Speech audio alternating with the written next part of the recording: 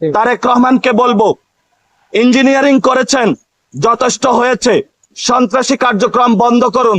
আপনার জন্য লজ্জা, অনেকগুলা চান্দাবাজ সন্ত্রাসী দখলদার আপনি পার্লামেন্টে তাদেরকে প্রবেশ করিয়েছেন। আপনার এর প্রশ্রয়ের কারণেই তারা আজকে আমার বোনকে গণধর্ষণের জন্য সাহস পাচ্ছে।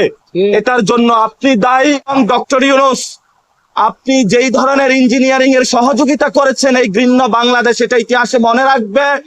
আমরা বলেছিলাম, আপনি যখন লন্ডনে গিয়েছিলেন তখন আমরা উচ্চারণ করেছিলাম লন্ডনে আপনি সিজদা দিয়েছেন, কিন্তু সেটার ফলস্বরূপ যেটা আমরা দেখলাম, বাংলাদেশের এই নির্বাচনে প্রশাসনকে কাজে লাগিয়ে যেই ধরনের ঘৃণ্য সংস্কৃতি আপনি জন্ম দিয়েছেন, একটি জালেমকে বাংলাদেশে নিয়ে এসেছেন, এবং তাদের মধ্য দিয়ে আমরা এখন দেখতে পাচ্ছি আওয়ামী লীগের অফিস উদ্বোধন হচ্ছে, বিভিন্ন জায়গায় আমাদের বোনেদের উপর আক্রমণ হচ্ছে।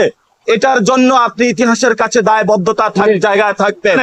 ইনকিলাব মঞ্চে যখন হামলা হয়েছে, কি ধরনের জুলুম নির্যাতন আপনি তাদেরকে চাপিয়েছেন।